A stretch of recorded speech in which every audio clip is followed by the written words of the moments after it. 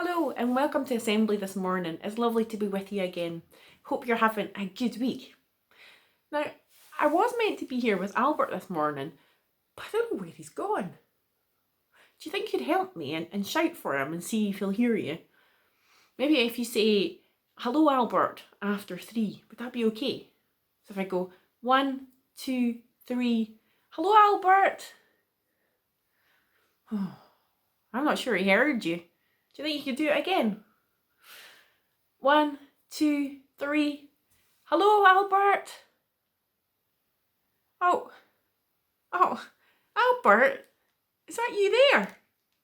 What on earth are you covered in, Albert? What have you been up to? Oh, Albert, where have you been? What have you been doing? What's all this on you? Is it flour? Oh, thank you. Is it flour? Yeah, thank you. Every time you shake your head, it goes all over me. Why are you covered in flour, Albert? Because you're making a cake. Okay, so, well, normally when you make a cake, the flour goes in the bowl, not all over you. Goodness, you're absolutely covered in it. What have you been up to? You were trying really hard. Well, I'm sure you were, Albert, but where's the cake? What happened to it? It didn't work. Thank you. It didn't work. Okay. And is this the first time you've tried making a cake, Albert? No, you've made cakes before. And did you manage to get more flour into the cake the last time? Oh, Albert, what are you like?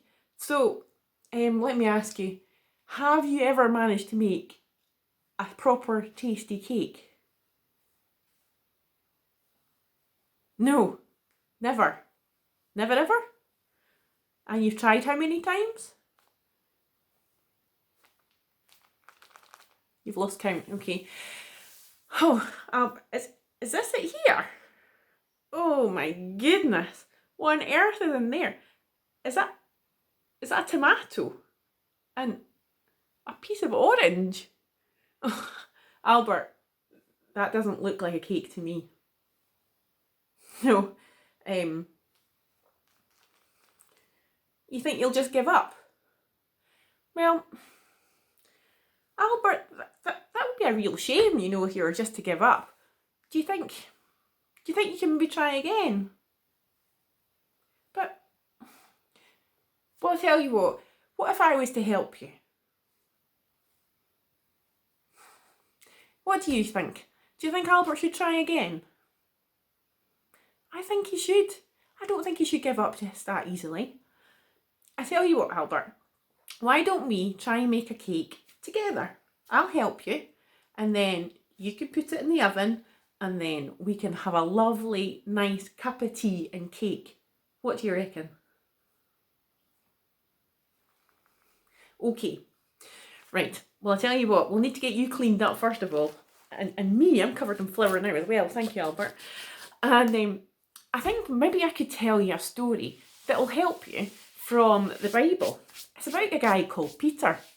Peter started off as a fisherman, and he met Jesus one day when he was out on his boat. He heard what Jesus had to say, and he was amazed by what he heard. So he decided that he was going to leave his job and follow Jesus and be one of his followers. So that's what he did. He left his family and his friends and his job behind, and off he went.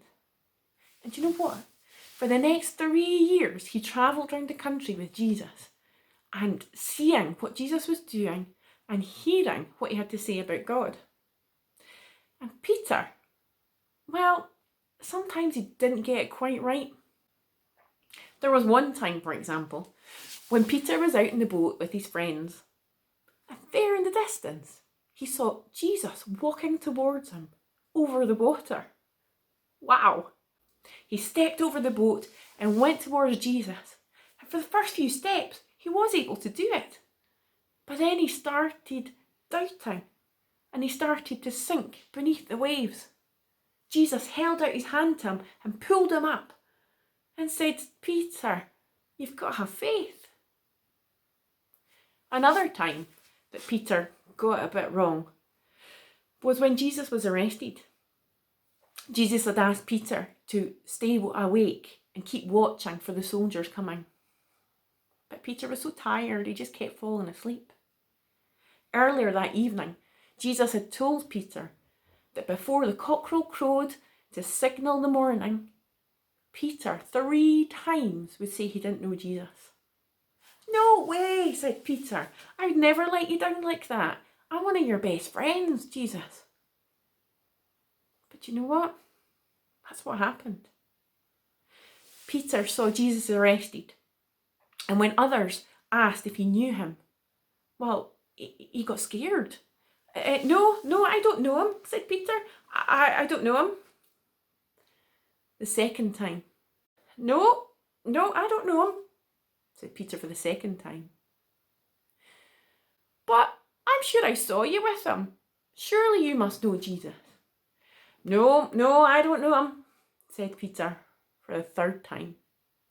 And just at that moment, cock-a-doodle-doo, the cockerel crowed. And Peter, he knew that he'd let Jesus down. Peter kept trying. And as we read on in the Bible, we hear about Peter starting to do some amazing things. Do you know, he stood up in front of a massive crowd and spoke to people and told them all about Jesus. Another time, he healed a man. Peter went on to do some fantastic and amazing things. I wonder if Peter sometimes thought, I'll give up. I can't do this. Sometimes, maybe we think we can't do things. Maybe it all seems like too much like hard work or too much effort. But maybe it's a case of not now, not yet, but keep going.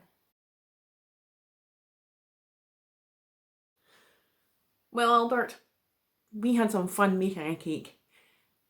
And let's see how it looks. Oh, what do you think? A lovely chocolate cake. No need for any tomatoes or anything you had going in the last one. But I think that looks tasty. What do you think? Excellent work. We're going to enjoy eating that later. But for now, Albert, I think you've learned a lesson today. You didn't give up. You kept going. You got some help. And together, we were able to make you a fantastic cake. I'm going to enjoy that with a cup of tea. And you're looking a bit cleaner now. Looking a bit better. And remember, don't give up. Well, actually, you know a song about that. If you have a look at the link, there's a nice song with Bruno Mars and some friends singing a song about not giving up. And maybe you can think about the things that you want to keep going at. Keep trying.